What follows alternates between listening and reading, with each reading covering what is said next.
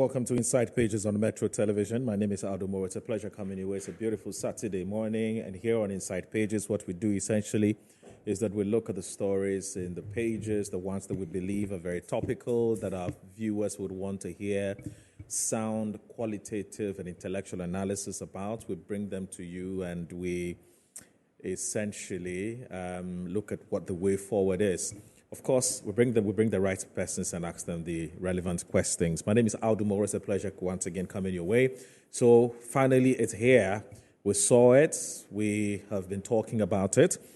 Professor Jane Naana Opoku Agyeman, who has now been officially communicated to Ghanaians as being the running mate of the former President John Dramani Mahama, who is also the flag bearer and leader of the biggest opposition party, the NDC. We saw that ceremony. It was, to all intents and purposes, a very, very successful one.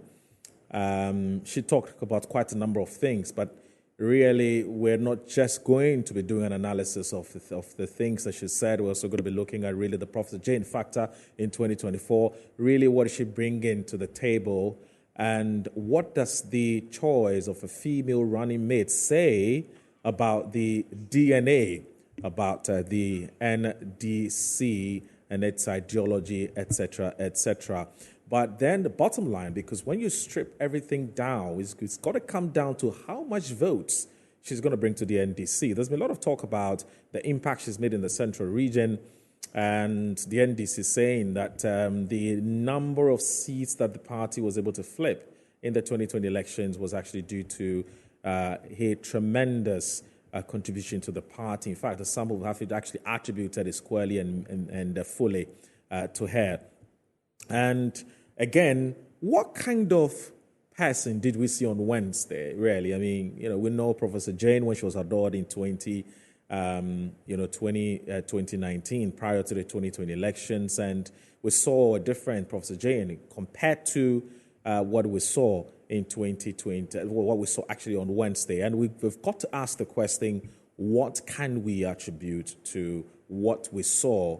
The energy, the momentum, the pot shots she was taking, the shading, etc., etc. What could possibly be accounting for that? Is it that she's learned on her own, or the NDC itself made it a point to actually work on her to make sure that she matures politically? So these are the kinds of conversations that we intend to have on Inside Pages. And I can tell you, before we take a short commercial break, that I have my guest, my abled guest, who would help us navigate or would help us unpack all of these for us to be able to understand what we saw on Wednesday, especially for those of us who are mere mortals, the uninitiated who can't read in between the lines what really is happening. They would help us understand all of that on Inside Pages this morning. And let me say that the WhatsApp line is 0249155646. Today I want to do that early because I've been accused a few times for not, advertising the WhatsApp lines early. So 0249155646. 0249155646. So my producer tells me, take a short break. When we come back, introduce your guest, and then a conversation will start. Stay tuned in. Our country, Ghana, over the last few years has been buffeted by turbulent seas and has been sailing against a very strong headwind. Our leadership has been uninspiring and inept. We have lived under an administration that is unable to be truthful and honest to the people of Ghana and never accepts responsibility for anything.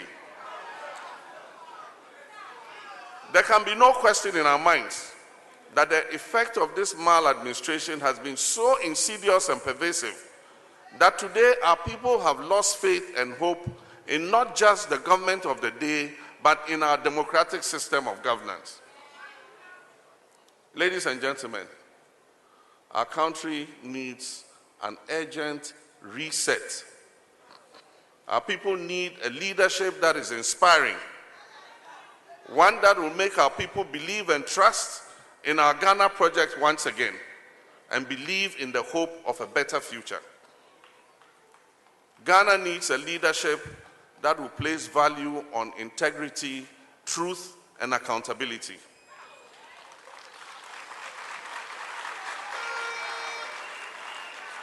Ghana needs a leadership that will roll up its sleeves and accept responsibility for our current reality and face the present storm stoically and steer the ship of state into safer and calmer waters.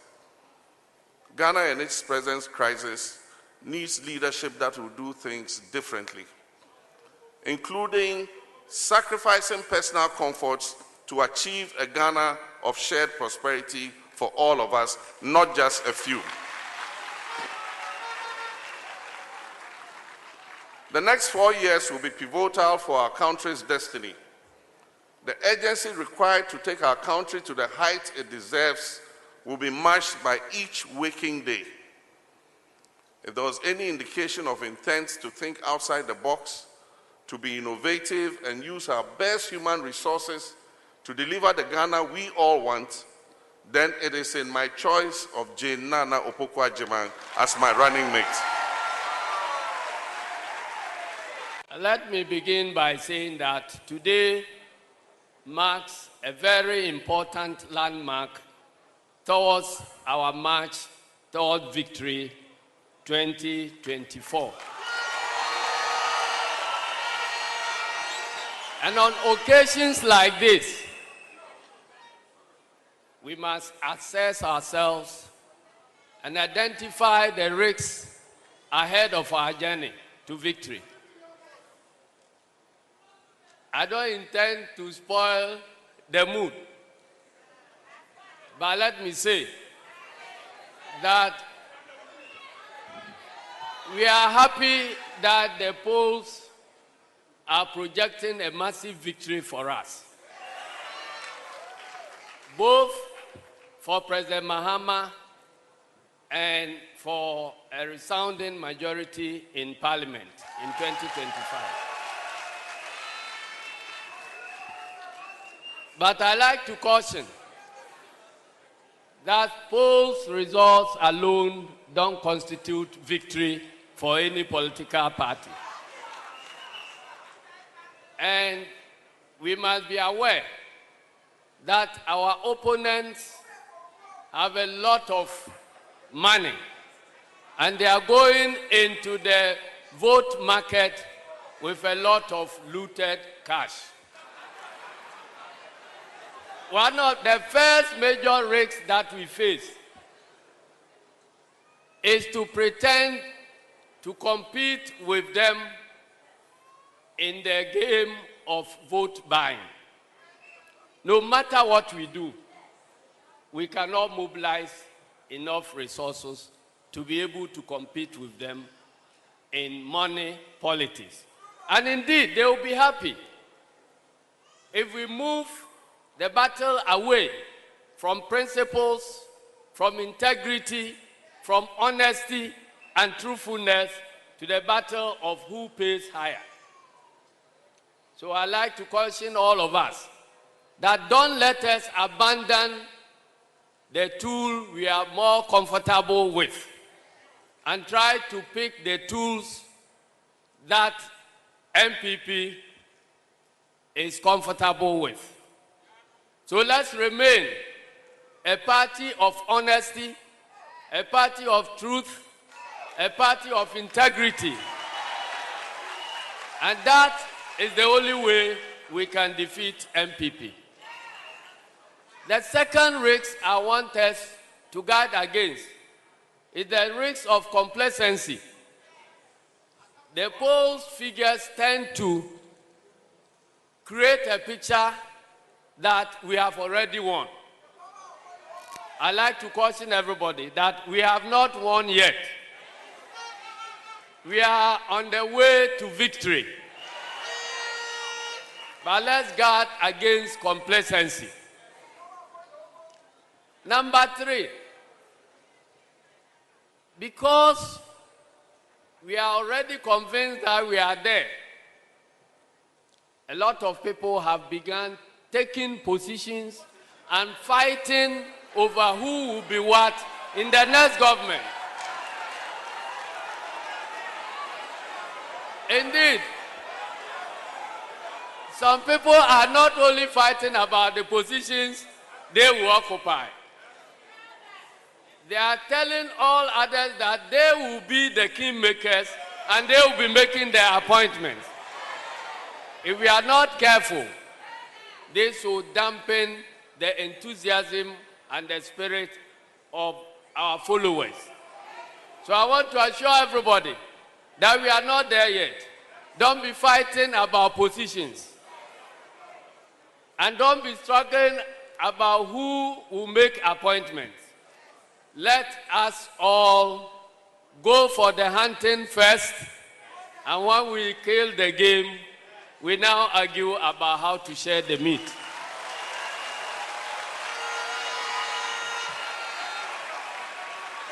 Finally,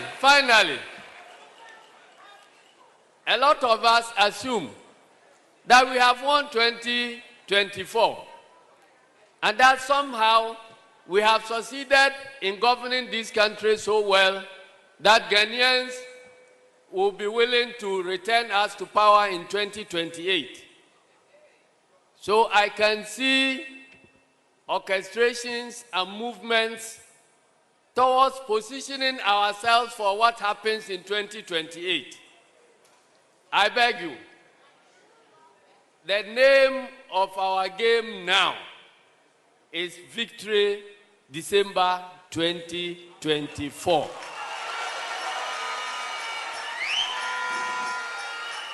Let us seek ye first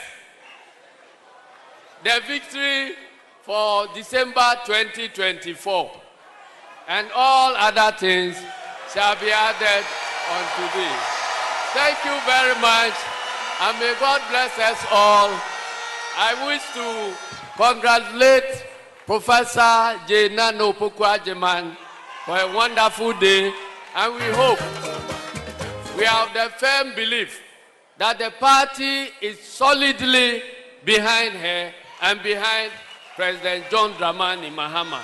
And we have no doubt at all that he will perform wonders and restore the position of Vice President of the Republic of Ghana to its usual dignity. Thank you very much.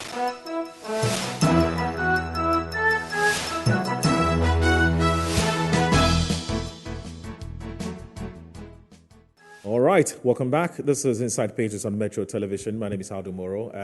Just before we got here, we've been listening to the chairman, or the national chairman of the NDC, that's John Singh Asiedu Nketia, popularly known as General Mosquito. And then we also heard the former president and the leader of the NDC, His Excellency John Dramani Mahama. But those were really poignant statements that the chairman made. It didn't take. But anyway, we're going to be listening to Professor Jane herself, because that's the icing on the cake. We've just been, dealing, or we've just been working with the cake. We're not going to have the icing on the cake, and that's Professor herself. We're now going to be hearing some of the salient issues that she raised in that, speech that she gave during the official presentation of her by the NDC. That's midweek. That's on Wednesday. And then I will be, in fact, let me even introduce my resource persons before we do that. Let me just say that I have Professor Professor White here is a lecturer at University of Ghana, Legon. He's a political strategist. He's a man of many hats. I'm not sure I'll be able to say all of that, but he's joined us in the studio. Good morning, sir. Thank you very much for joining us. Thank you, Mauro, and good morning to you. It's a pleasure. It's a pleasure. Let me also say that Professor John Osai Kwapong is a CDD fellow and also a political analyst. He's also joined us via Zoom. Prof, good morning. Thank you very much for joining us. Prof, can you hear me? Okay. Yes, I can hear you. Can you hear me? Yes, I can hear you, and I can actually see you. Thank you so very much for joining us. All right. Let me also say that I'll be joined at some point by Mr. Eric Chum, who is a member of the New Patriotic Party's communications team, who will also be joining us via Zoom to, help us get a feel of what the New Patriotic Party makes of, first of all, the choice of a female running mate, and also, secondly, some of the issues that the good old Prof has raised and what they make of it. But at some point, I'll also be joined by Shamima Muslim. Shamima Muslim is the convener and founder of the Alliance for Women in Media Africa. Remember that she was actually the moderator of that event. She was the MC for the event as well. She'll be joining us at some point during the conversation. And Musa Dankwa is the Chief Executive Officer of Global Info Analytics. They have done some work prior to her choice or her selection as a running mate. And so he would help us appreciate much better what the woman, I'm talking about Professor Jane Opoku-Agyeman, what she's actually bringing to the table by way of votes, because he's a man of data, he's a man of numbers, so he'll help us appreciate all of that. And then there are other resource persons joining us as the program progresses. So let's watch Professor Jane Naana Opoku-Agyeman excerpts of some of the things that she said on Wednesday. I will share in our collective successes and share responsibility for our setbacks, if any. And at the time of reckoning, Your Excellency John Dramani Mahama, I will not, in the advancement of self-serving ambition, declare to the whole world that I was only the driver's mate.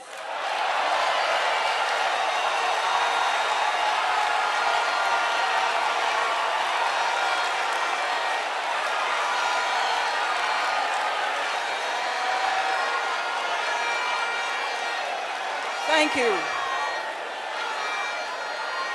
Distinguished ladies and gentlemen, before I go on to other important matters, please let me state my understanding of where we are as a country, as a nation, and the implications of what lay ahead.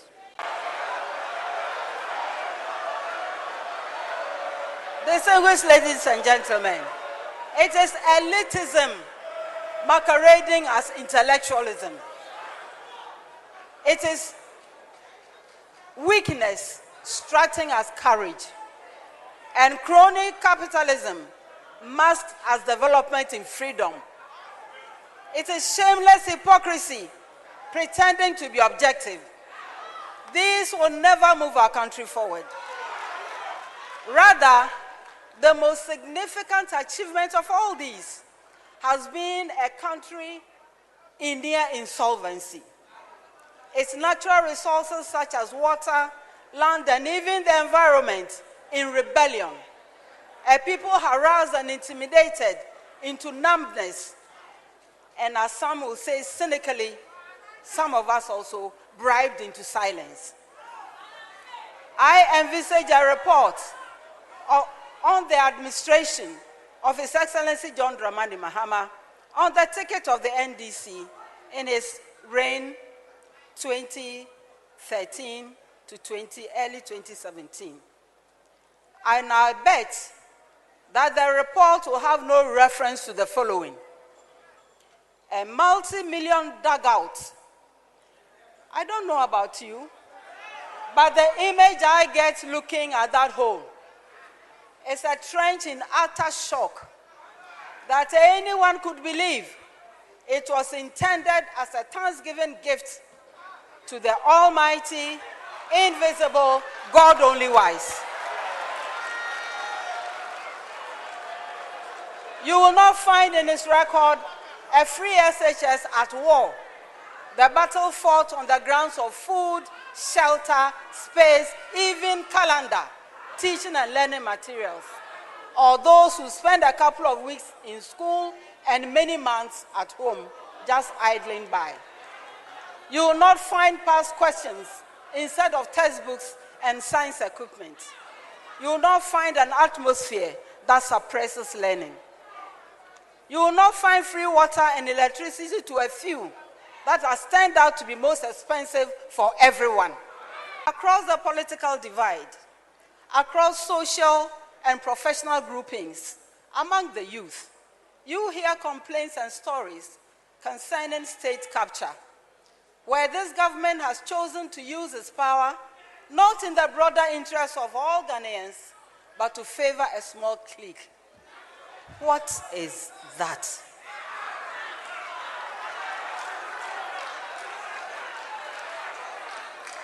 John and I have agreed that whoever has participated in the plunder of the state must be held accountable.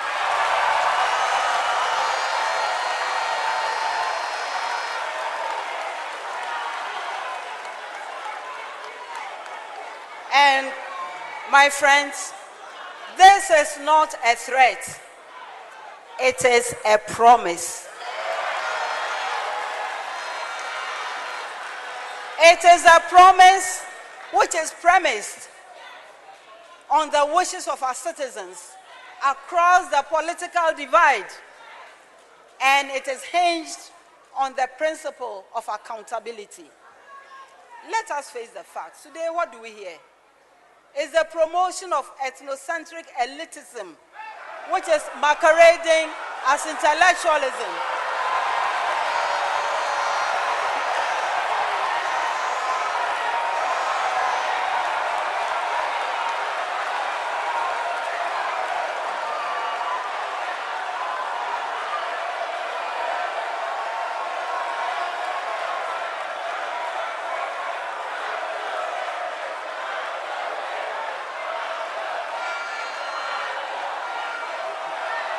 You will not find him as president clearing malfeasance and writing love letters to prejudice a bad situation. You will not find that unemployment jumped from 8 to 14%. And actually check the figures. Check the actual figures. Go beyond the percentages. And you will not find a debt to GDP that has gone a wall, or a city that refuses to be tamed. Under his tenure, you will not find weak efforts to hide the truth of Dumsok.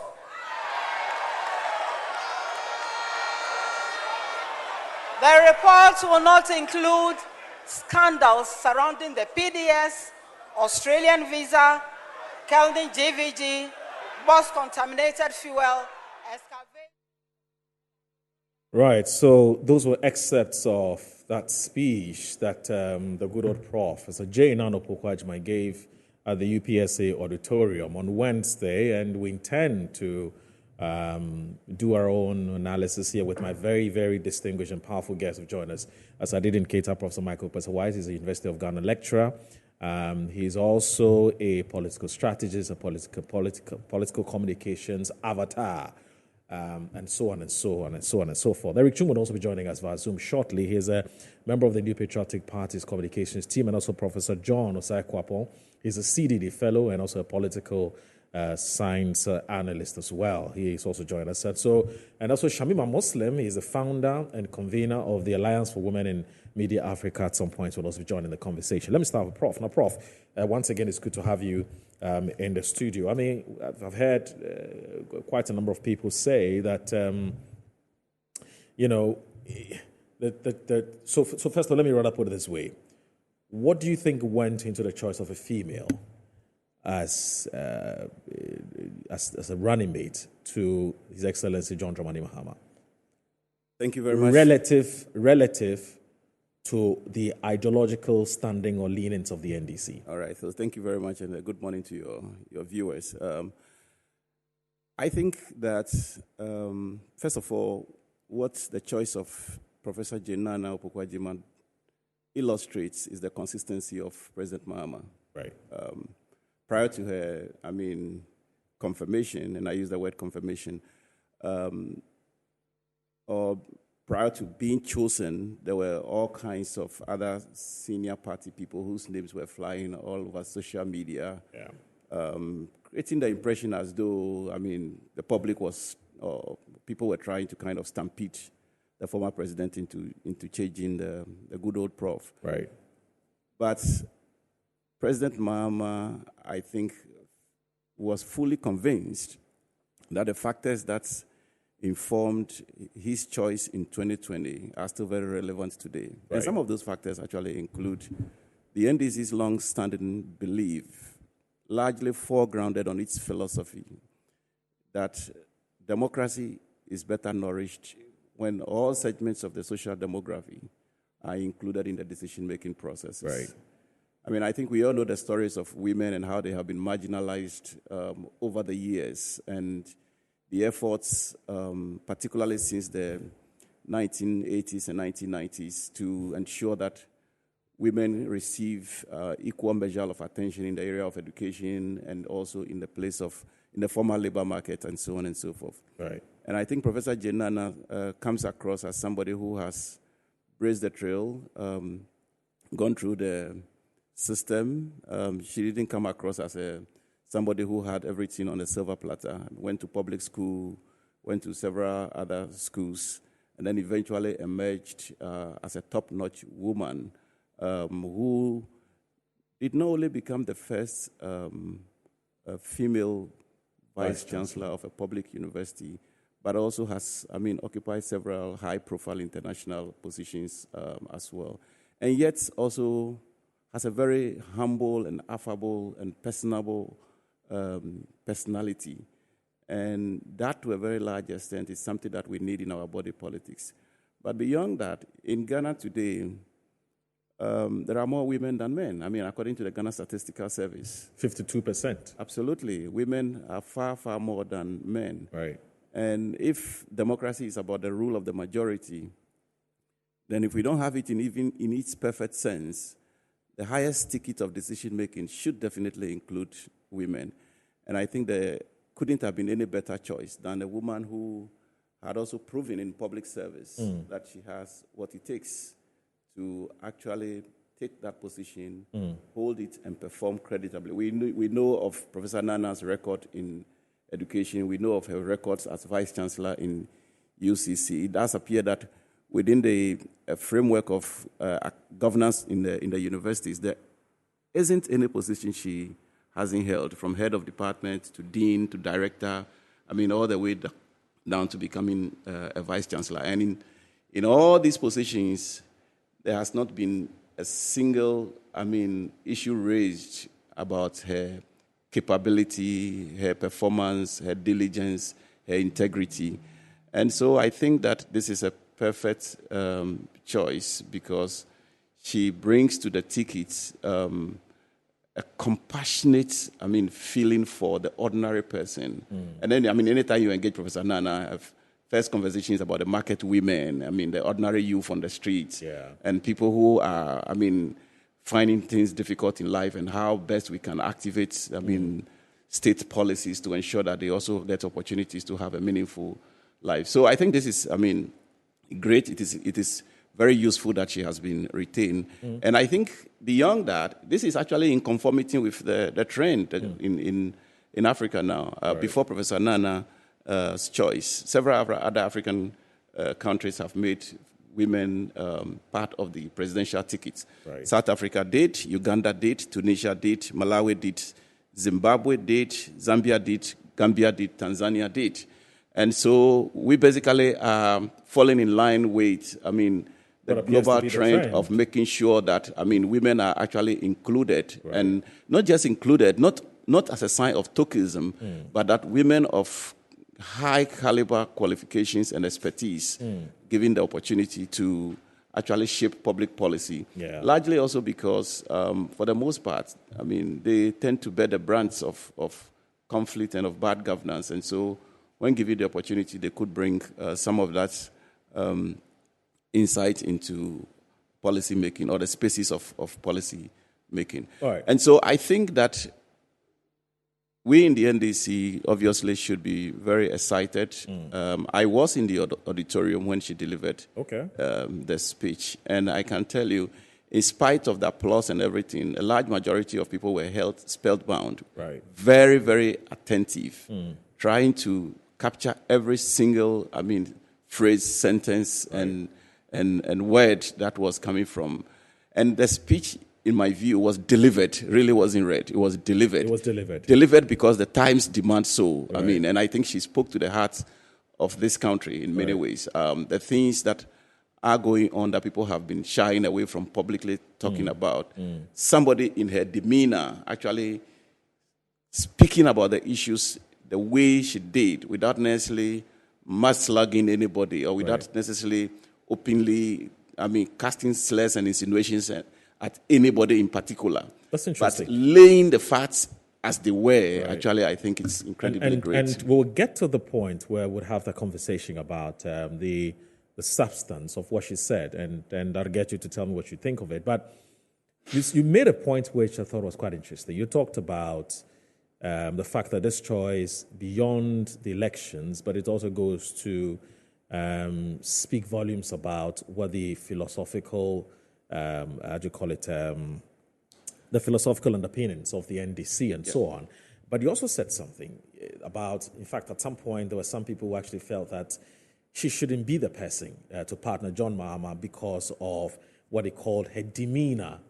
Now, they said her demeanor looked more like a lecturer and not a quintessential politician, which is that they're looking for somebody who can do the everyday give and take, kind of, politics. Not necessarily somebody who was going to speak as an intellectual per se, but, the masses struggle to relate to the intellectuals. And so why do you put up an intellectual in leadership positions? The masses struggle to relate to them. And so the other persons who were being talked about were persons who were seen as persons who can relate to the masses much better. What does this say about our level of maturity when it comes to our appreciation of who should rather be in leadership positions? Well, I think it says a lot, particularly in the case of the NDC, because you will recall that similar things were said about Professor Mills. Yes. When former president, the late Rawlins former president, made the choice of President Mills. In fact, until his choice, many people have not really heard of him at the time. It was, I think, at Internal Revenue or something of the sort. Yes. And at the time, it was IRS. Yeah, taught at Legon for several years. And so people were like, who is this person? I mean, but over time, people came to realize that, yes, even though he was an intellectual and a professional to the core, he was also so down to earth, and that his thinking and everything were more about the ordinary people than anything else. And today, of course, he didn't live to finish his first term, but he remains one of the leaders of this country that has endeared himself to people across the political divide, even including people who had previously insulted him. Right. And I think that we are seeing a similar trend play out in the case of Professor Naana Opoku-Agyeman. If you don't know her, you don't know her. But if you know her, and I think that people are getting to know her better now. So perhaps it was okay when people didn't know her very well to be a bit iffy here and there. But it is obvious now that people are getting to know her better now. And particularly for ordinary people, especially people who are working in, let's say, the markets, on the streets and everything, they may be the people who will be feeling like, well, this person is an intellectual, how can I get close to her? But I think what Professor Naana has demonstrated is that this category of people are probably more dear to, her heart and her thinking and her vision and her capability and what she intends to bring to the ticket than, anything about elite. And let's also be clear, and I think she kind of hinted at that. Being an elite, being an intellectual does not necessarily mean that you should be seen as somebody who is distant from the ordinary people. A good intellectual is the one who uses the expertise of his intellectual standing in society to connect to the larger masses of the people by way of trying to understand them and trying to, as it were, get a sense of what their lived experiences are and see how best, solutions in terms of government programs can be designed and framed so that they can provide some opportunity for meaningful livelihood for those people as well. And I think the NDC has been at this, but it's because it did not happen in a radical way, people didn't notice. This is a party that appears, and rightly so, to be deeply committed to inclusivity, trying very hard to make sure that this society is held together no matter what. And I think this is also based on a certain recognition that we are a highly multi-ethnic society as a country. We can deceive ourselves as much as we want. We haven't attained nationhood yet. And so it appears that part of the strategy is to ensure that at all points in time, the party positions itself to be the glue that holds this country together and ensures that everybody feels belonging to the larger fabric of the society. And I think Professor Jane represents that in many ways. In the coming days, I am sure as she moves to the Central region. Yes, moves not only to the central region, but moves across the country to speak to people. She will be received very well, and I am sure that she will also be seen indeed as somebody who really should be given the opportunity as the vice president of this country. She's going to bring honesty to the ticket, and I think that is one thing that has been missing, and she hinted at that also in her speech. She's going to bring integrity to that. I mean, when you think of the vice presidency under President Mills, and you think of the vice presidency under President Mahama, if you think of the vice presidency even under former Vice President Aliu, and you think about it now, you could see that the position has completely taken a downward trend in terms of reputation and integrity. And that restoring that particular position to its place of pride is key. And I think that the NDC, in this case, I believe we have made the right choice. Something doesn't add up, and I'll need you to help me with this. And maybe Professor Sai would also want to comment on this. So you have a political party that has produced a professor as both a flag bearer and also consequently becoming a president.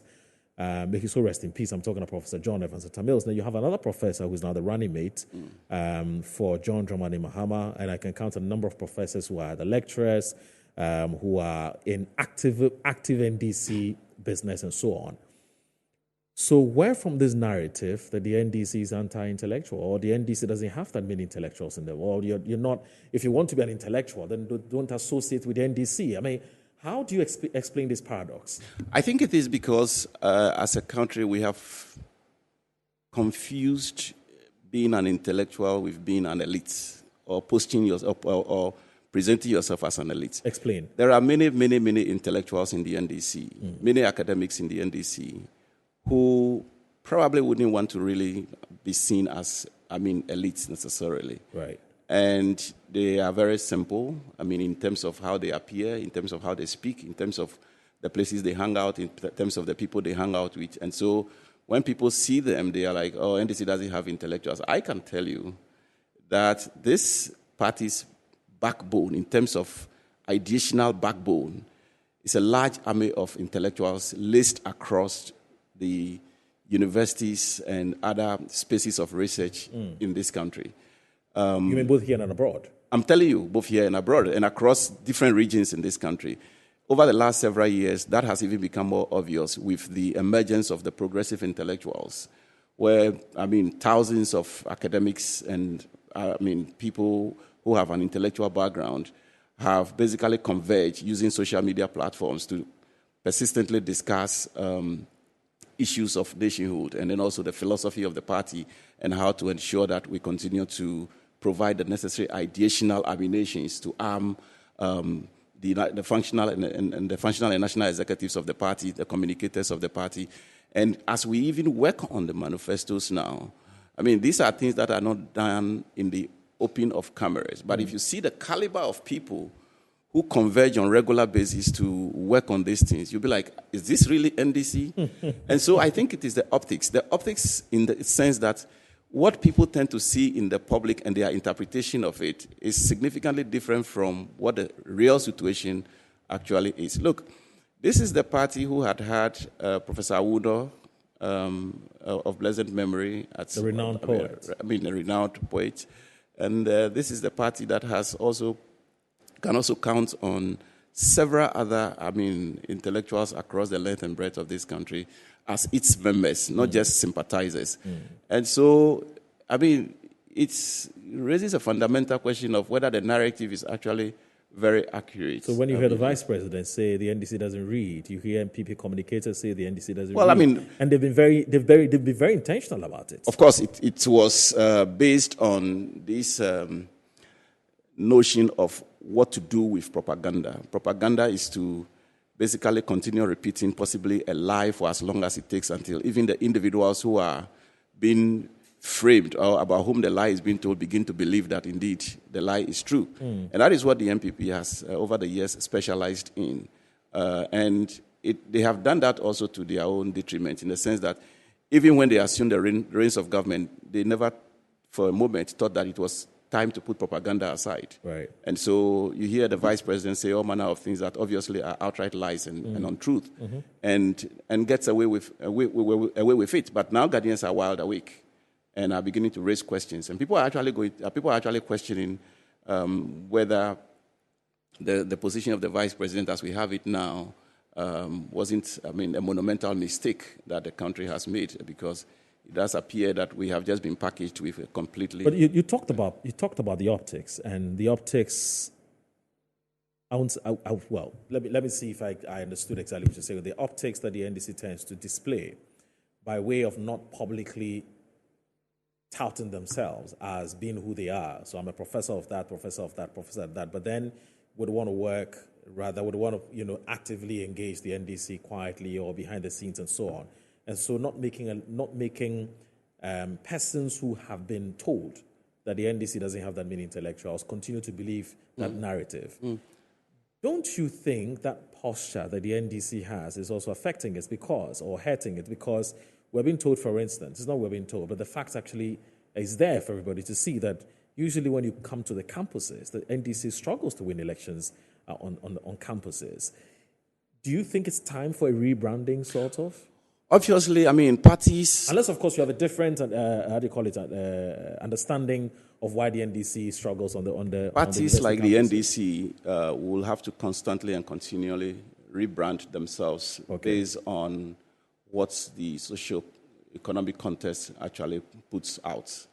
And I can relate to this notion of young people coming from NDC families, fired up, get into the universities, and then by the time they are finishing, you can see that they are standing in NDC is wobbling, or to some extent making a shift or transition into the MPP. Yeah. And I think this is based on a certain wrong perception that the NDC is a party that defends poverty. No, the NDC is a party that rather works to defeat poverty. And so that particular narrative needs to be calibrated properly. Nobody wants to grow poor. But perhaps it's not finding expression in the way you look. I agree that it's not finding expression, but also because many of the high-profile NDC intellectuals, professionals, and businessmen oftentimes carry themselves around in a very simple and a very ordinary manner.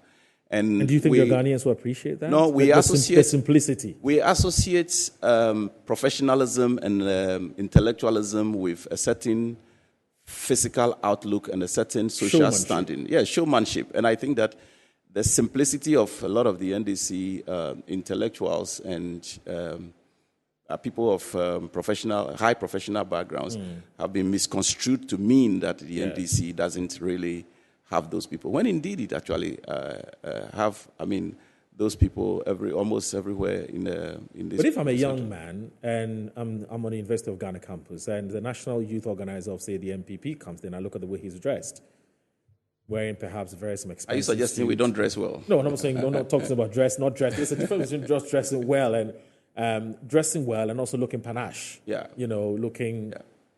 Looking loud, yeah, for want of a better word. So you have the New Patriotic Party youth organizer comes in and he's dressed in a particular way. The youth organizer of the NDC comes, he's also dressed in a particular way. But then I see a certain sense of, what's the word? But I feel that the MPP guy looks more like, or I actually smell the elitism. Yes, and so, in the way the youth organizer looks like, and I want to be like him because he's wearing a Giorgio Armani.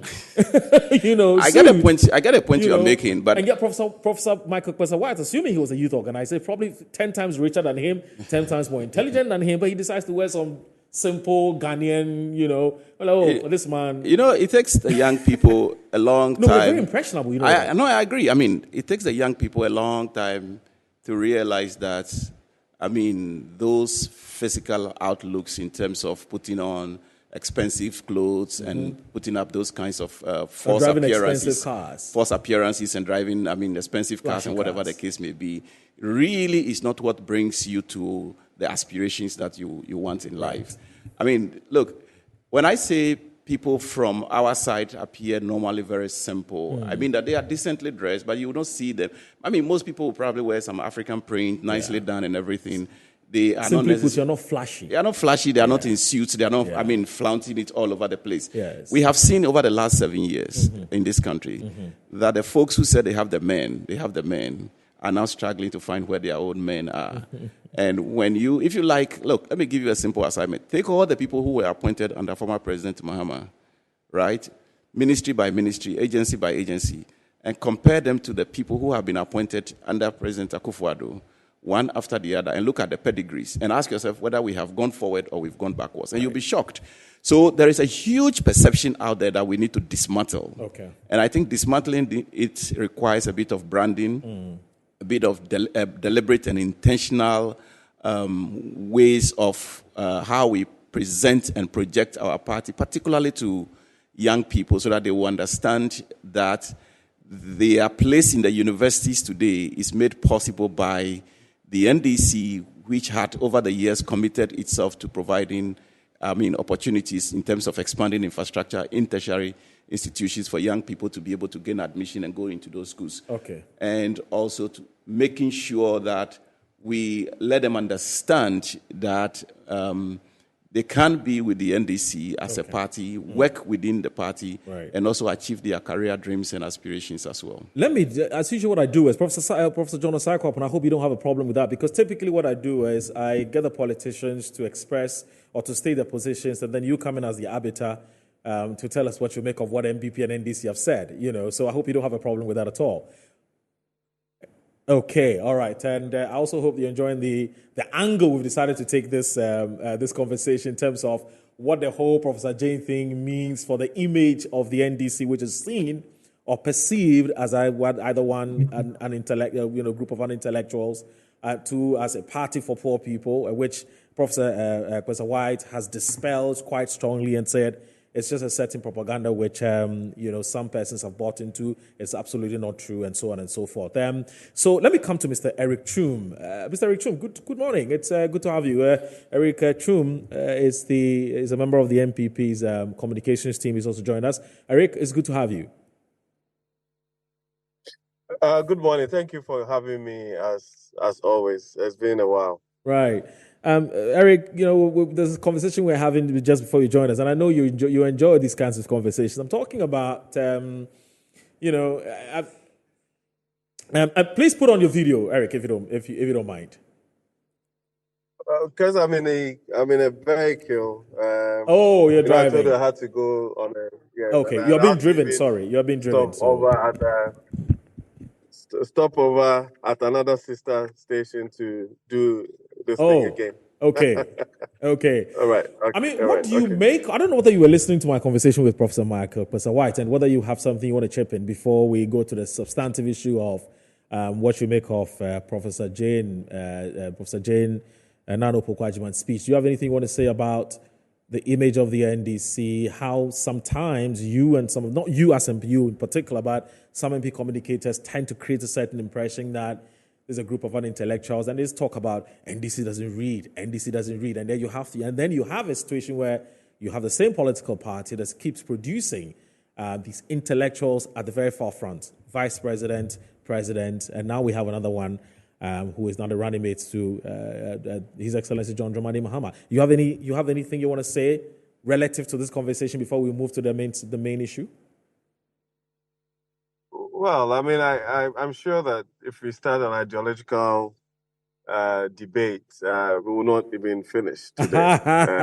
My view is that the NDC is actually a victim of its own inconsistencies and a certain siege mentality that they've created over a period. So that it's almost as if that, it's very left-wing, socialist, inferior tactics that they've adopted over a period, whereby it becomes an amalgamation of groups and persons who feel that they're being either alienated or marginalized, and then comes into some kind of grouping. So even for them, they have in times past actually defined themselves as an electoral or election-winning machine.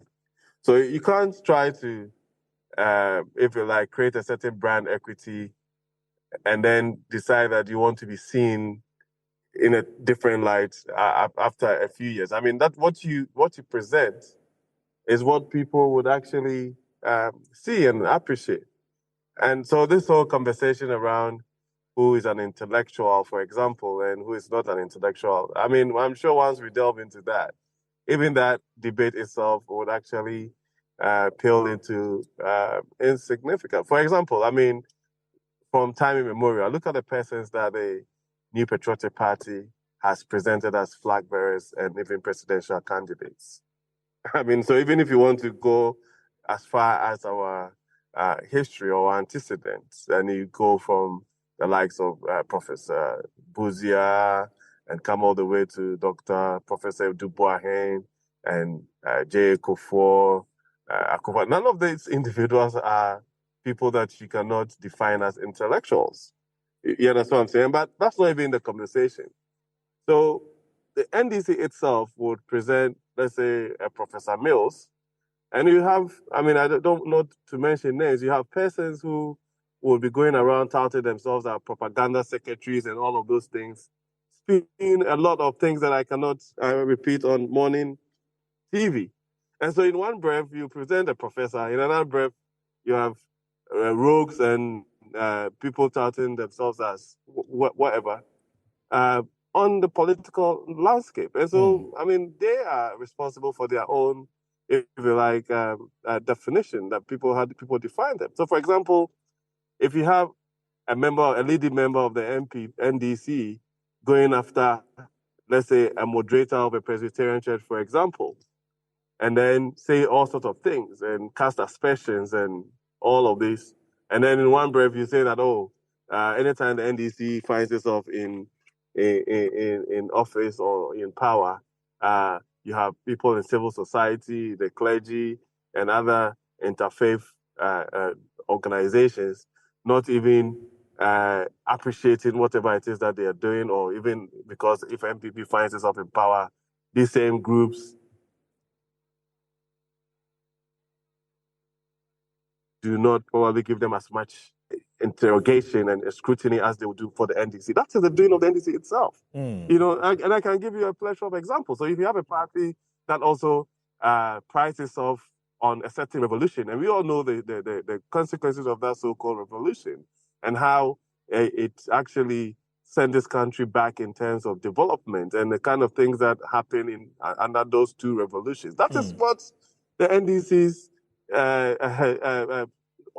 democratic credentials are leveraged on, and a revolution that killed judges and killed people. People got missing in this country, and people lost their businesses and all of those. So you can't now come round and try to portray a totally different narrative just because you put somebody who has a title on his name as a flag bearer or as a running mate. You understand what I'm saying? So for me, people, we all live in a society, we all live within our communities. Everybody within a community will know who the NDC persons are and who the MPP persons are. And Ghanaians are able to basically,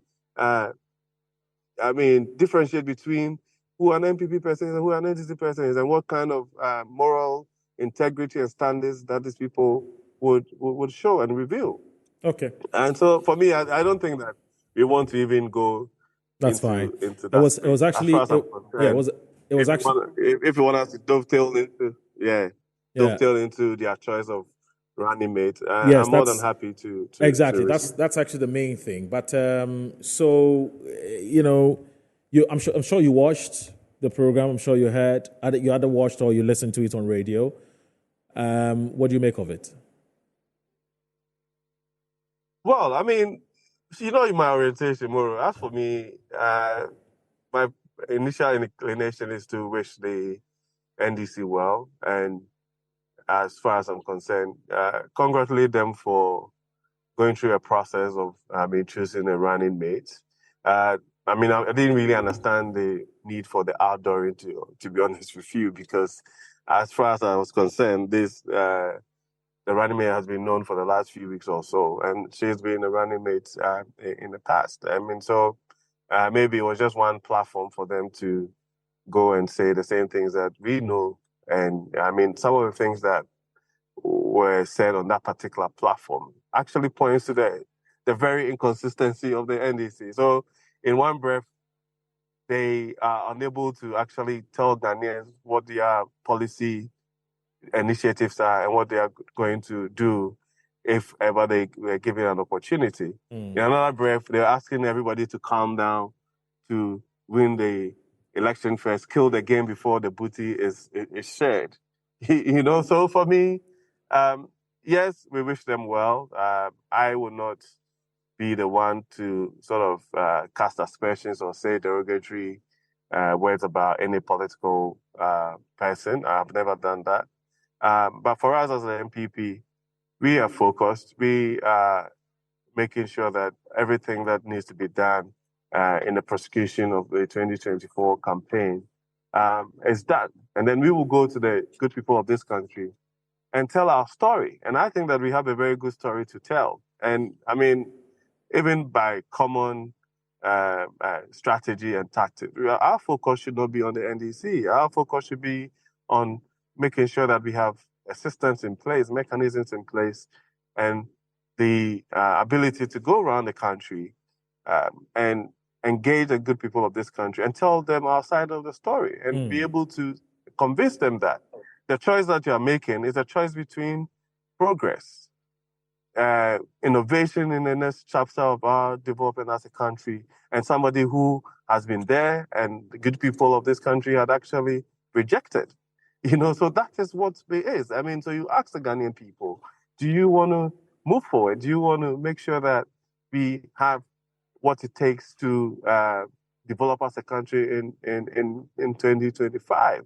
That is what we would be talking about. And so in terms of the choice of a running mate, yes, I've heard so many things about why it's supposed to be. Okay. Eric, I'm sure that we have a connection challenge to political space as well. Then, okay. Can you hear me? I can hear you. Please go ahead.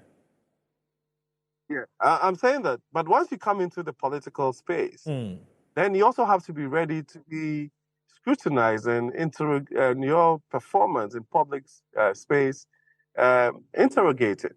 So if this same running mate that we are talking about was a former education minister, and it was under her watch that students were even clamoring for chalk. It was under her watch where students were given uniforms that were 3 or 4, 5 sizes bigger than them. It was under their watch, even in her own handing over notes, where the capitation grant was in default. All of these things that teachers were teaching for 12 months, 18 months, and were just being paid 3 months because they didn't have the systems in place, and even the comprehension to appreciate the struggles that these teachers have gone through. So we can interrogate that. Once you interrogate these things, then you're not to be seen to be either antagonizing or being negative. But the reality is that once you put yourself up for public service and there's a basis to go back and audit whatever it is that you have done, we are allowed to do so. And that's fair game. And I don't understand why the NDC all of a sudden gets extremely jittery when the stewardship of the good old professor comes into question. And we'll have those conversations. And if you promise 120, 200 e-blocks and you're able to only deliver 29, we would ask these questions. You understand? So for me, I honestly don't see how we should be feeling jittery as a political party and losing focus because the NDC have chosen a female running mate. We have equally competent, acclaimed women in our parties. And this party and this government has shown we have the first female chief of staff. We have so many firsts when it comes to females in our political conversation. And so I'm sure maybe in the near future it will happen. I mean, if it does happen, yes, we will celebrate that. But once you come into the public domain and you have a record that we would have to interrogate, we will do that forcefully. That doesn't mean that we are, I mean, the mere fact that she's female, that doesn't mean that we are trying to antagonize her. But the reality is that she's seeking public office, and she's had public office in the past. And this is the same John and Jane combination that we defeated, and we are going to do that again. And so, for me, yes, it's good they blanched or what do you call it, unveiled a running mate. But the reality on the ground is that we have to go out there and prosecute a campaign. Okay.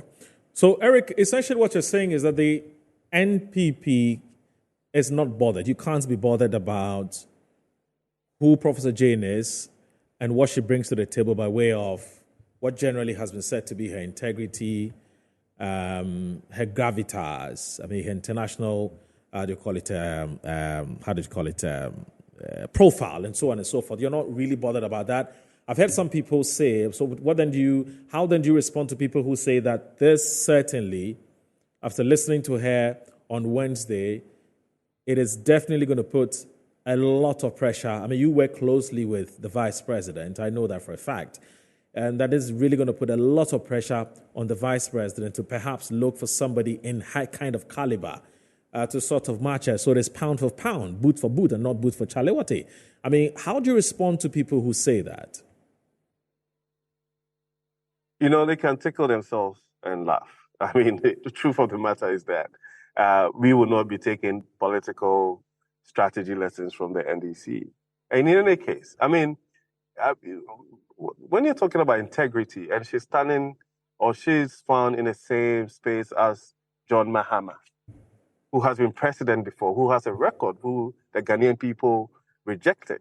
The same NDC, is it the same NDC? Is it the same NDC that we are talking about? So you can speak. I mean, she's an English professor, right? So she can put words together and wax lyrical, and all of those things. But the reality is that you're standing on a platform, claiming integrity, asking for people to give you an opportunity, and you're in the same space as John Mahama and the NDC, and that record is there for everybody to appreciate. You know, so that's what I'm saying. That's why I see the inconsistencies and even to a certain degree the hypocrisy. You know, but Eric, are you suggesting that the persona of the person who's standing on the platform of a political party doesn't matter? Let's even assume that political party is seen in a certain light. You're saying that the values that the person brings to the ticket doesn't matter? No, but those are things that are going to be interrogated by the Ghanaian people. And I'm saying that you can't sit on the same platform and claim integrity when in a few years down the line, a few years ago, we were telling teachers that we're not going to be given chalk. Or you are not going to pay nursing training allowances, and you're not going to pay teacher training allowances. Where is that? Where is the integrity? Or even with scrapping. But is that really a case of research allowances for lecture? No, I'm asking. So you're asking me a question. No, I'm trying to. Eric, I need you to. It's one thing saying, yeah. No, I need you. It's one thing saying something, yes. And it's one thing being held to the substance of your performance and stewardship. You understand what I'm saying? And okay. So the choice for the Ghanaian people is to make a decision based on innovation, progress, being progressive, and looking into the future, as opposed to a team that have actually chosen their flag bearer more than a year and a half ago. I've chosen.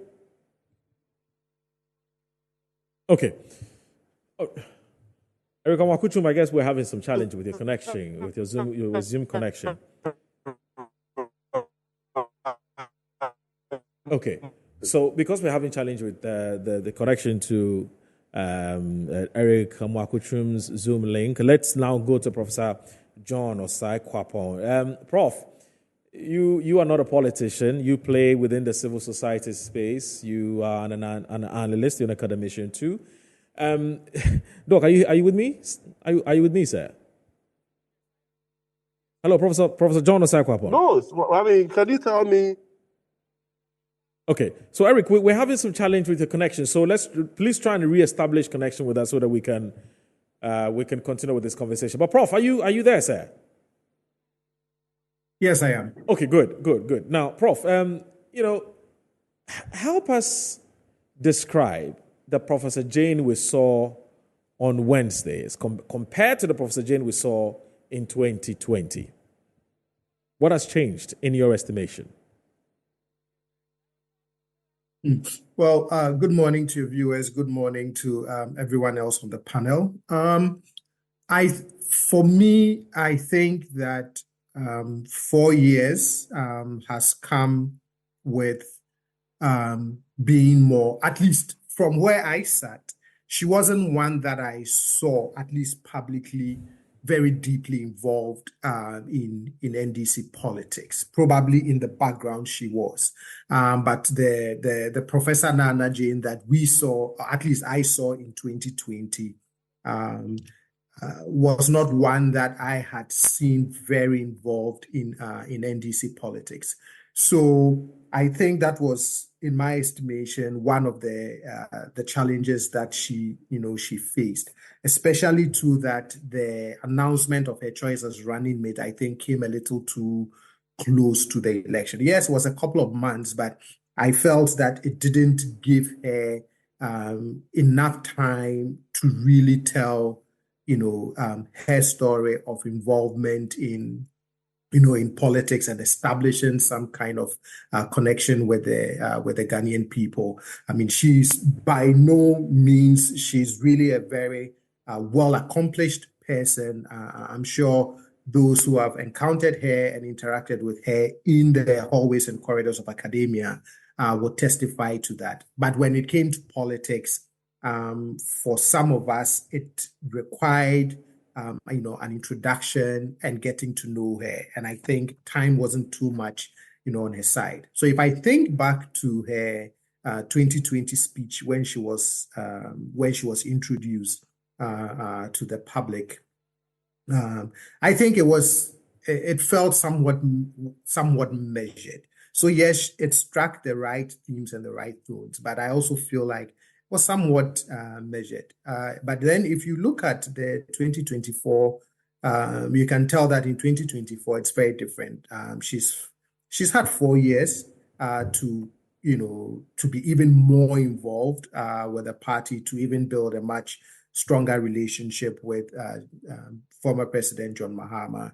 I mean, she's worked with him in the past, and he vouches for, her integrity, and a whole lot of other reasons as to why, he chose her and decided, to maintain her. But if you look at the speech this week, you do see that she came to really phrase the election in terms of what it is about and what is at stake. And it was quite interesting to see her, as I describe it in my daily graphic article today, taking the fight right to the doorsteps of the NPP.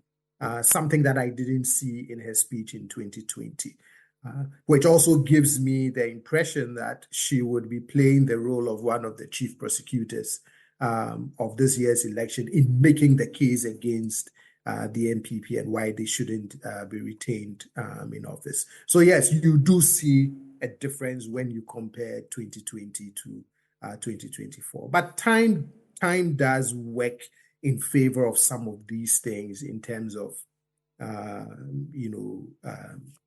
how you sort of play in the space and the kind of politician that you become.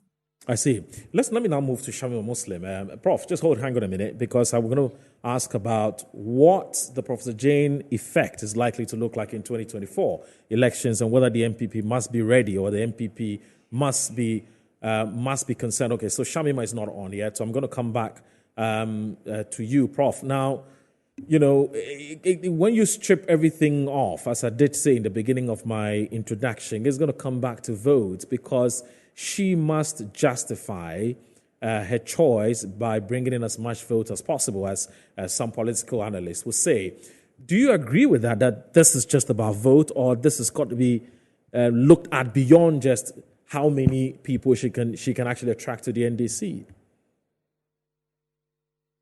I mean, yes, every political party wants to win an election. And so, in the selection of a presidential candidate as well as a running mate, they cannot lose sight of the political implications of that. The thing is that we are still yet to, at least based on the empirical evidence, we are still yet to come to a point of convergence on the exact impact that we believe a running mate has or does not have on an election outcome. So let me quickly share some of that with you. So in 2016, Professor Usu Mensah was the first person to have ever asked that question in an election poll, which was, the impact of the VP or the running mate on your decision on who you want to vote for.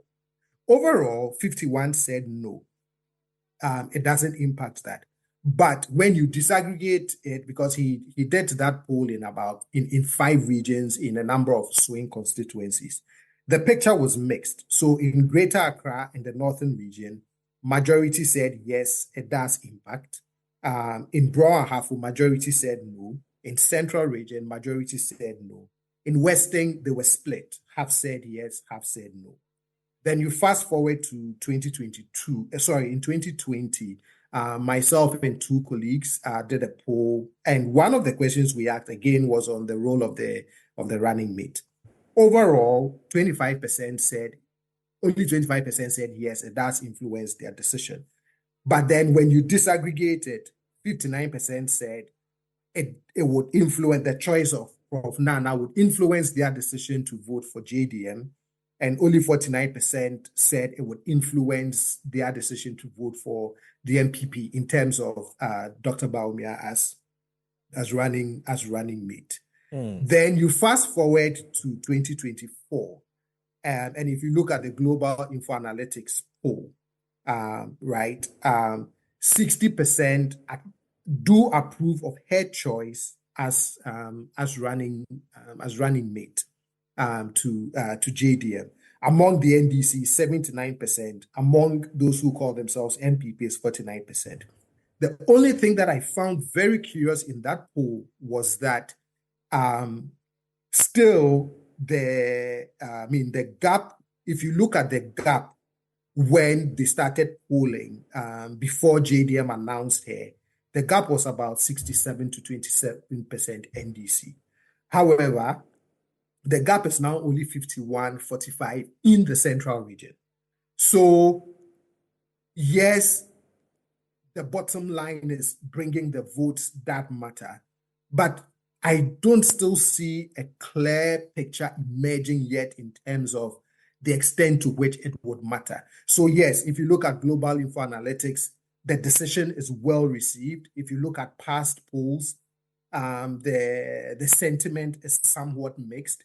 And then to think that the gap is not that much, particularly post her nomination, I think a few more polls and election day would actually demonstrate, but the impact. But for me, her nomination is much bigger than the votes that she would bring to the NDC and this year's election. I've always said that we keep talking about women in our politics, in our governance spaces.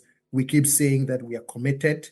We keep saying we want to see more. And for me, that commitment must be demonstrated in very intentional ways. And it is not only through saying, well, go and run for MP or go run for some other elected office. Sometimes some of those intentional ways is through using your appointment power, whether it's to appoint a minister, some CEO, or whether it's the choice of a running mate. And yes, we've seen other women in the past, but this for me is the first time that we all know that we have a duopoly, right? We've been rotating NDC and PP. That I believe is going to continue for a long time. So for me, this is the first time that one of the parties in the duopoly is proceeding in this intentional manner to show and demonstrate its commitment to, increasing women in our politics and governance spaces by giving us potentially the first female vice president. So again, for me, it's two things. Yes, the potential of the votes that she brings to the NDC, which, as I've described, the Ghanaian sentiment on the effect of the running mate is somewhat mixed. But at the same time, her nomination is well received if you look at global info analytics. But more importantly, also, should the NDC win, this would also be, historic. I see it. So nobody should take this woman for granted as they may have taken her in 2020, because you're saying that she's no more a rookie politician. She has grown, she's mature, even in terms of her political communication, her political language. She now has assumed a different persona. So anybody, whether opposition or neutrals or whoever you call yourself, who thinks that you can write her off, you may be making a very big mistake. I think that's what I got from the submission you've just made. Precisely. And her pedigree was never in question. I think it was just her active involvement in politics that, because some didn't observe that, right? There were questions about, back then in 2020, whether, quote unquote, she was ready. Okay. But 4 years later, and looking at this speech, I believe that, at least this is another demonstration of, her readiness to engage. Like I said, I see her playing one of the roles of chief prosecutor in this. I noticed something, though, just briefly before we have to take a break, but that's something I noticed just quite quick, rather interestingly, that the MPP has decided to deploy the female communicators to go at her and attacking, basically her performance when she was education minister, by saying, well, during her time, even talks for kids to write on their boards and so on, were not in adequate supply. So basically to say that she didn't do well as education minister. I don't know what kind of strategy you're reading into this. The men have sort of taken a bit of a backseat, and the female communicators are really taking it on, and now forcing the MPP female communicators. So there's a serious banter on social media.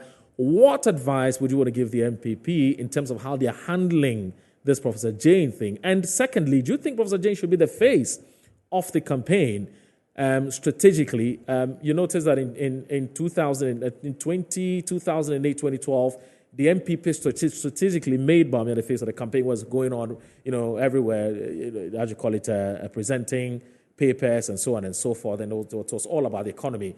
Should the NDC go the same direction, or they've got to be careful because of what we're beginning to see today and so on? So those for me are the two quick questions that I'll ask you right after this break. Shamima will come in after your submission, and then Professor White. And then also I'm told that an independent candidate who has actually launched his campaign a few months back would also be joining us. He's the founder and leader of the People's Liberation Front Party, Ora Intim Ejakon. He's a leader of the Grand Coalition Ghana, based in diaspora, who has some thoughts to share as far as this is concerned. So it's a packed show. I'll take a break. I'll be right back.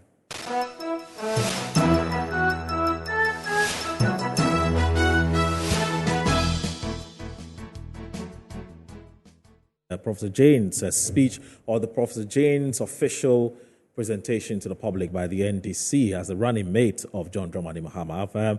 I've been talking to Professor John Osai Kwapong. He's actually on Zoom. But Prof, you know what? I'm going to skip you and go to Shamima Muslim to pick just a brief thoughts before I go to Musa Dankwa. Shamima, thank you very much for accepting to join us on Inside Pages. Good morning, Moro, and good morning to your listeners as well. And I am very happy to join you this morning. All right, then. So we've been having a conversation about Professor Jane and essentially what she brings to the table for 2024 elections.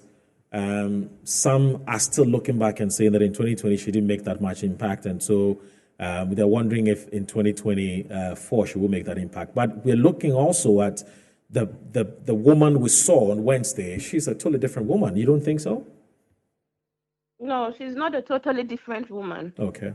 She's the woman that you are now open to appreciating what her value is and how she brings that value to the table. I think that narrative you mentioned earlier about she not bringing anything to the table in 2020, it's a contrived narrative. And I think moving forward now, all of us, even as media and journalists, we must move away from that narrative. It's a contrived narrative. Right. Everybody who is speaking, I think that Professor Nana's competence is without question. And I always tell people whether they know what it takes to lead a team, whether they know what leading a team means, no matter how small that team is, even a family unit, even a school platform on WhatsApp. Leading is not an easy thing to achieve. And we have Professor Nana Jane's profile, who rose through the ranks in academia. So if leading is difficult, go and try it in academia, where everybody is qualified, where everybody has PhD, where everybody is teaching. Try it. Try to lead a faculty, try to lead a department, try to grow and lead a school. Now try to even now be a vice chancellor, first female vice chancellor of a public university in Ghana. Her competence is without question. And for me as an advocate, I think that as a principled position, many of us in this advocacy space, we know that advocacy and mobilization without action would not yield us the fruits. And I've been reflecting, I'm saying that what do we want? More, I've been on your platform even before Prof was announced. Yeah. When she was announced 4 years ago, I was one of the voices that took the opportunity to step out, because we must recognize what we want when we get it, and we must reward those efforts. That is my principled position on this matter. Right. And it is votes that would make us break the glass ceiling.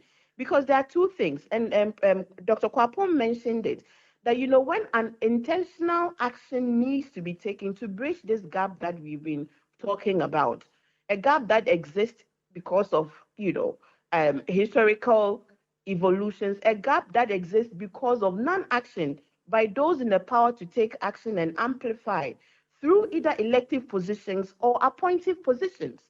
But in this case, with the running mate, it is both an appointive position and an elective position. So if JM has done the appointment or nomination, the next level of it is for the good people of Ghana to give it life. And I think the women groups, women movement, fathers, brothers, husbands, because I see a lot of fathers now investing in the education of their girls. I see husbands supportive of the career path of their women and the educational achievements of their women. I see brothers who stand in for their sisters, inspired by their feats. I have brothers who have always been on my back, supporting me, very proud of whatever I've been able to achieve for myself. They are my frontline support system, even as I sit today. Do you see it? So this kind of decision is not even for just the women's constituency. It's not for the academic constituency, who must, be happy that yet again a member of their community has the potential to be elevated into the highest office of the land. I think the UCC community should all come out and rally behind Naana, because then again UCC would have the bragging rights of having delivered, the first female vice president, hopefully, if Allah wills it. So for me, let us move away from the narrative and focus on the now. We all evolve and grow into positions. Moro, you are not the journalist you are today that you were 10 years ago or how many years ago when we were at Radio Universe, where I was also at Radio Universe. I see Michael Pesa-White was also billed to speak. Michael Pesa-White is the person that invited me to join student politics when I was in level 100 working at Radio Universe. Interesting. Do you see it? Yeah. So we all evolve and into positions. We just must be giving the support, the encouragement, and the platform to be able to show what our skills are. Whatever Prof has in her, she always had, because she has been a leader, she has led, and she has delivered. She's led teams and she has delivered. It is now time for us to give her the platform and to give her the support and support her with the resources so she can execute a competitive and a great campaign supporting the candidate of the NDC, President, His Excellency John Dramani Mahama. That is where we should be focusing the argument on. And if there are any doubts, I think last Wednesday's delivery by Professor Naana Jane should remove all those doubts. Okay. Let me go to Musa Dankwa. Musa Dankwa is with the Global Info Analytics. Musa, so I'll come back to you because you are the numbers person. You've been looking at Professor Jane's appeal both within the NDC and outside of the NDC. Does the data that you have justify her choice? Because the political parties will be looking at how many votes she can bring to the table.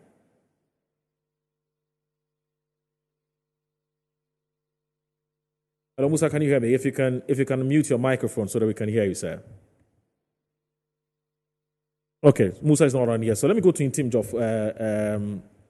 Hello, good morning, sir. I'm here. Yes, hello. Hello, Moro. Yeah, I can hear you. Oh, Musa, yes. Musa, you're on. Yeah, I'm on. Yes. So I was just saying that you are the numbers person. You play with data based on scientific empirical research. If I haven't followed your work about Professor Jane Naana Opoku-Agyeman, and I'm watching this show this morning, and I'm thinking to myself, yes, she's an academic, she is a woman of integrity, all those values that you can associate with her, but how much vote, or how is she seen by both the persons in her party, there's the NDC, and also outside of the NDC? What do they make of her? What do they think of her? Right. But Moro, before I address that, let me quickly go back to 2020 elections. Okay. And do some comparison with data. If you look at 2012 elections, right, NDC improved in the central region by 1.5% when John Mahama was the president and Mr. Atta was the running mate. In 2016 elections, NDC dropped almost 9% in central region when His Excellency Mr. Atta was running. But in 2020, NDC went up 2.5% in central region compared to their previous election. And that was the highest increase in their share of voter regions in central region since 2008. Now, leave that and come to the current polling data that we have. We asked Ghanaian voters whether they support John Mahama's renomination of Professor Jane Naana Opoku as running mate. 60% said yes, they support that decision. 15% said no, they don't. And 25% were neutral about it. Now, if you break down this data into regions, her biggest support comes from Savannah region, 81% support. Northern region, 75%. Greater Accra, crucially, 73%. Central region, crucially, 72%. Western region, 69%. Water, 69%. Western North, 67%. Her lowest score is below 50, where in Bono East and Afro region. Everywhere else, she's around 50%. That's why you didn't see a bit of resentment or confusion when she was announced, because frankly speaking, she's been accepted by many across. Now, if you look at the support she enjoys among first-time voters or experienced voters, about 56% of first-time voters support her nomination, compared to 14%, 15 who did not support, and 25 who were neutral. Among older voters, the support is much higher, 61%, compared to 14%. And then when you come to gender basis, 60% of men support her nomination, 16 opposed, and 24 neutral. Among women, it is 61% support, slightly higher than the men. 14% no support or no approve among women, and those who were neutral were 26%. Interestingly, if you look at political party affiliation, about 49% of MPP voters support her nomination. For NDC, it's 79%, and I think Prof has mentioned that. For floating voters, it is 54%. For those who support other parties, 40%, and those who decline to disclose their party affiliation, 42%. Now look at this. For those who were voting for John Mahama, 75% of them support her nomination. For those who were voting for Bawumia, 19% support her nomination. For those who were voting for Alan, 4% support her nomination. So you could see that there are people, they are not angry, they are not kind of, she doesn't put people off, even though they support, but they are voting for other candidates, which means that she did not really create enemy for herself after this nomination. So frankly, the data points that her overall nomination was received well by voters. That's quite interesting. And I want to thank you very much, Mr. Dankwa, for sharing those statistics with us, because that then gives us context as to why she's been chosen as the running mate for His Excellency John Dramani Mahama. Thank you so very much, Musa. All right. Let me now go to another resource person to join us on the phone to have his bite on this particular issue. And I'm talking about Mr. Ora Intim Ejakon. He's based in the United States. He's the leader of the Grand Coalition Ghana. He's joined us via Zoom. Ora Intim Ejakon, good morning. Thank you very much for joining us on Inside Pages.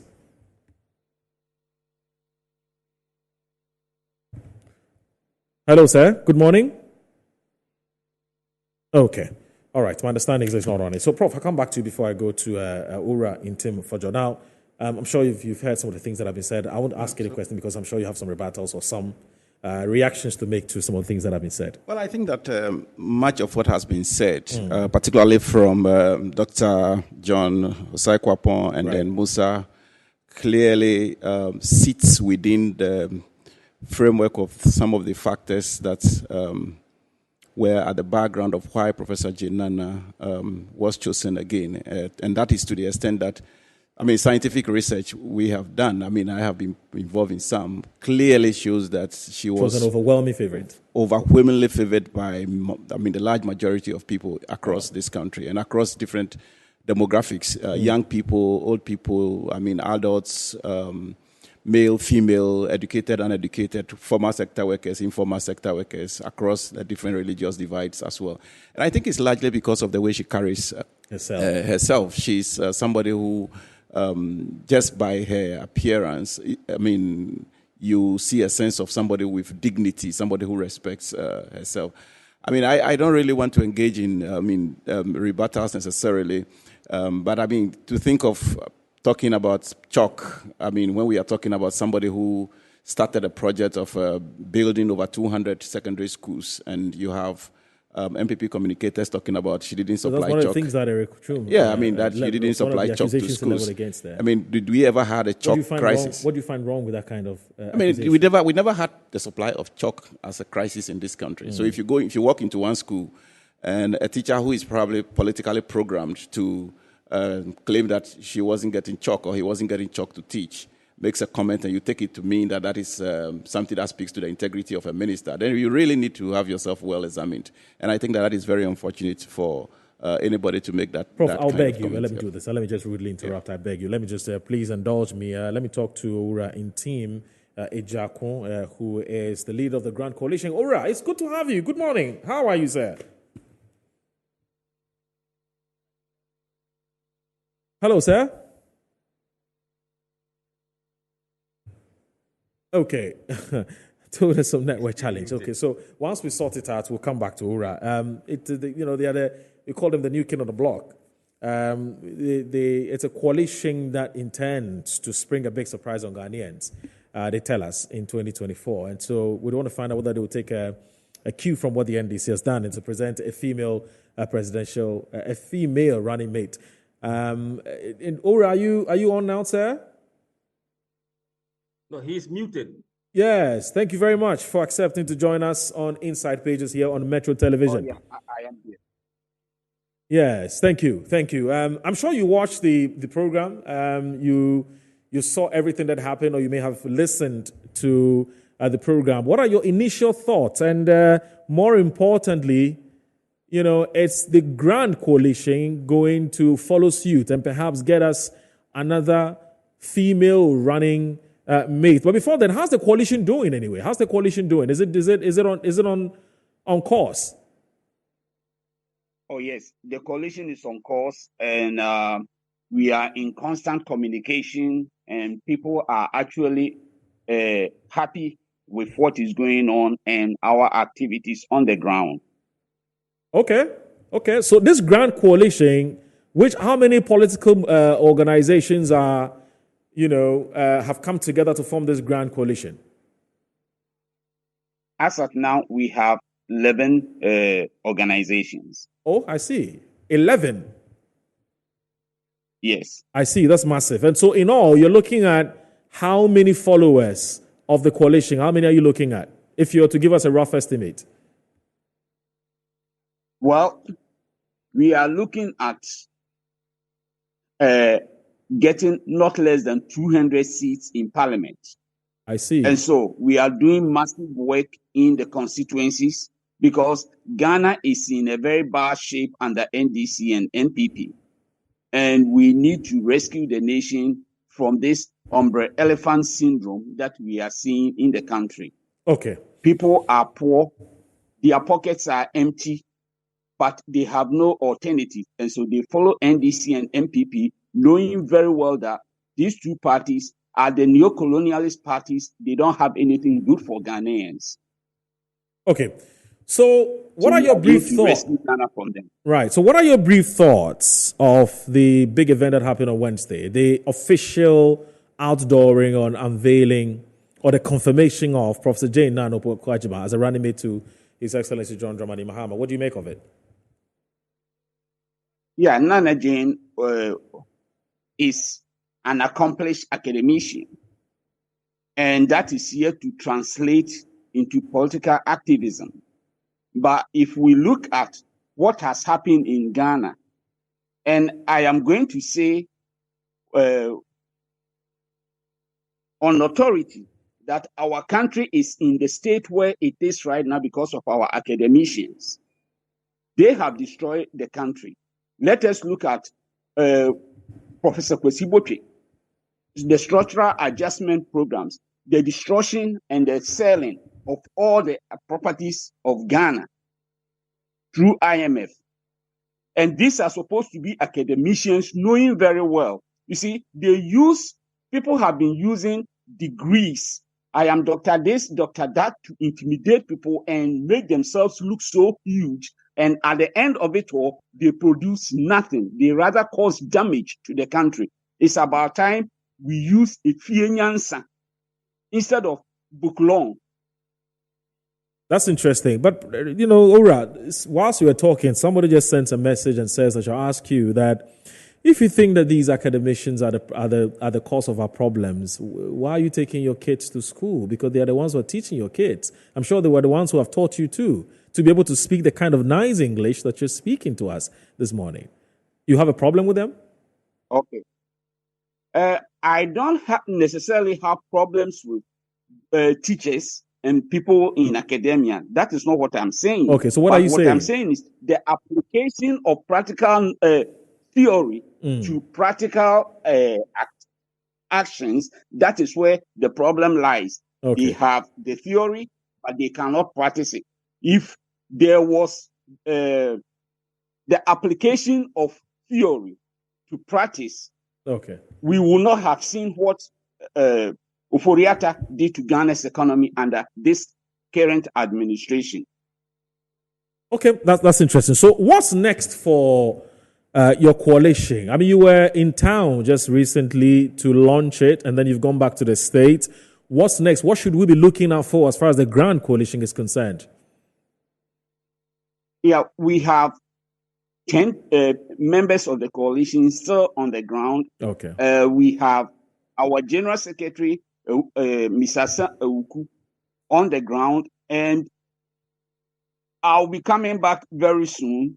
We are actively going to be engaged with the Ghanaian public throughout this period until the November elections. And so what I am here to do right now is mobilize Ghanaians around the globe to see exactly what NDC and MPP has done to Ghana within the last 32 years. They have destroyed the very foundation of the nation, and we need to rebuild everything. And so giving NDC and MPP another opportunity is to say, let us kill Ghana.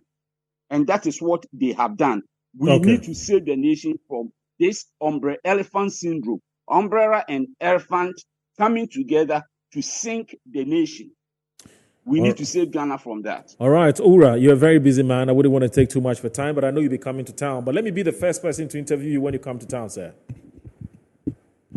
I surely will give you that opportunity. All right, so that you can come and share your vision with the populace about what your Grand Coalition stands for. So, Prof, we have just about 6 minutes to go. I'm going to share this between you and Professor John Osai Kwapong. So finally, how do you think we can, how do you think that Professor Jane can be deployed much more effectively and much more productively, let me put it that way, in the 2024 elections? Because there's some people who feel that in 2020, the NDC didn't make optimal use of her potential. So I think, admittedly, in 2020, her announcements came late. If I'm not mistaken, it was in July, if I'm not mistaken. Yes.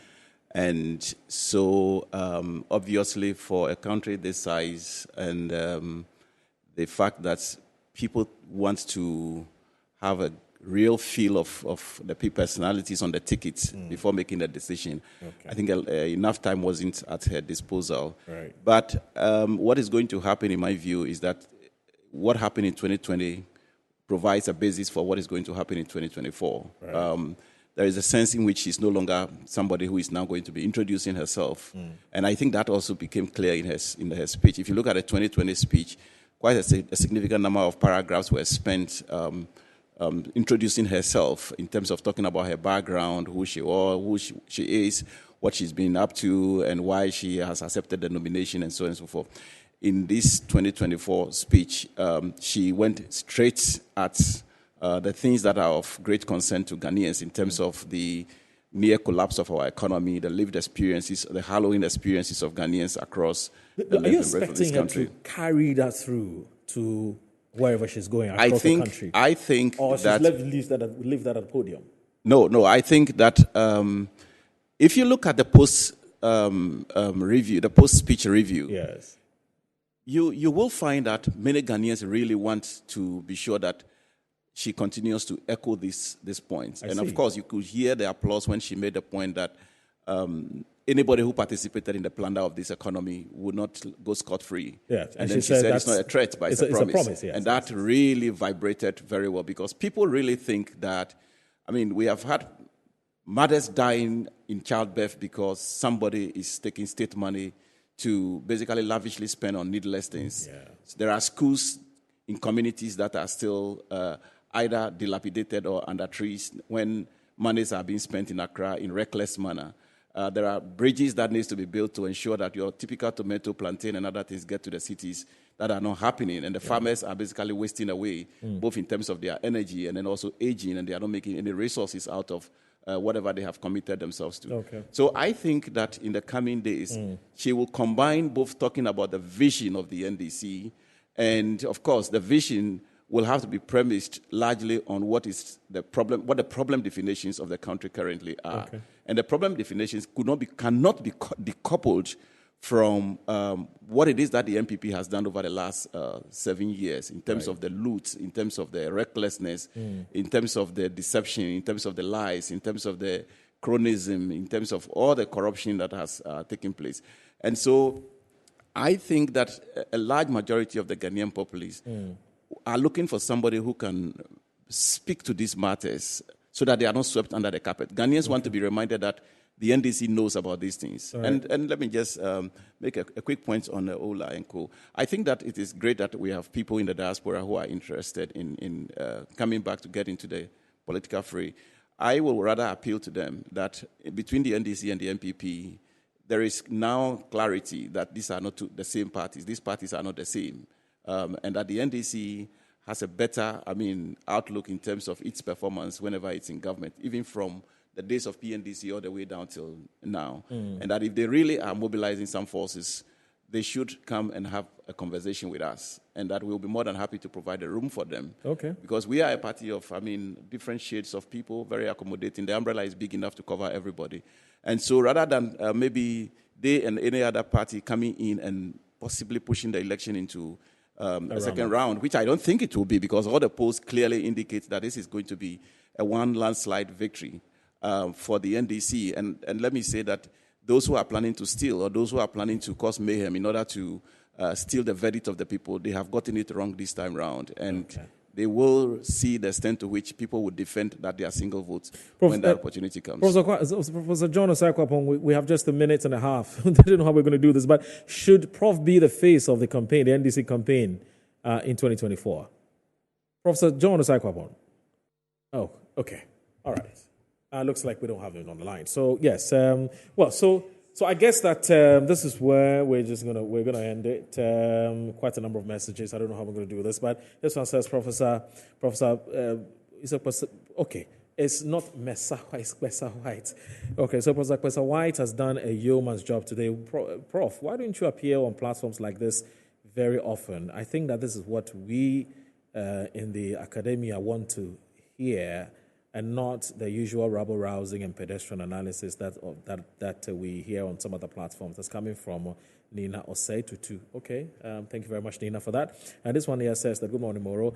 Wonderful show, more substance than form. I like the resource persons you've gathered, except the last person. Okay, so I beg you, I'm not too comfortable when you take on individuals and make it look like they are less or more. It's something I'm not comfortable with. But I get the import of your message. And let me read the final one. Here it says that, look, Moro, I am MPP, but I will vote for the NDC because of Professor Jane. I think we need to try something differently. The good old Prof is simply awesome. It's coming from Osei Chichi. I think it's Osei Chichi Poku from Ashanti region, but he doesn't tell us where exactly in the Ashanti region. Anyway, so that's it, Prof. I guess that we're done for the day, and so she's going to Central region apparently, yes. And I'm sure that the Central region is the region that's going to kickstart. She needs to start from home. From home, yeah, and they call it the homecoming. Absolutely. Of the good old Prof. Would see how that, sorry, just briefly, in 30 seconds, you know what MPP did was they actually camped Bawumia and the Northern Region for a very long time just to make sure that he garners as much votes as possible. Is that the same strategy the NDC intends to deploy? What do you know? Well, I'm not in the position to disclose what the strategy will be, but definitely it will be something that will produce results. Okay, all right. Professor Michael Kwesa White is an academician par excellence. He's a lecturer at University of Ghana, Legon, a political strategist, political communications avatar, etc., etc. I want to thank you very much for your time. And also, Professor John Osei-Kwapong is a fellow with CDD Ghana, and also a political science analyst, and also Musa Dankwa, Global Info Analytics. Thank you very much for your time. And also, I want to say a big thanks to Ora Intimejako, who is the leader of the Grand Coalition, who seems to have an issue with academics. He says they're not, they're not building this country, they're not helping this country to develop. But anyway, my name is Aldo Moro. Thanks for watching. And also Shamima Muslim. Thank you very much, all of you, for making this show a success. Have a wonderful weekend. Bye-bye.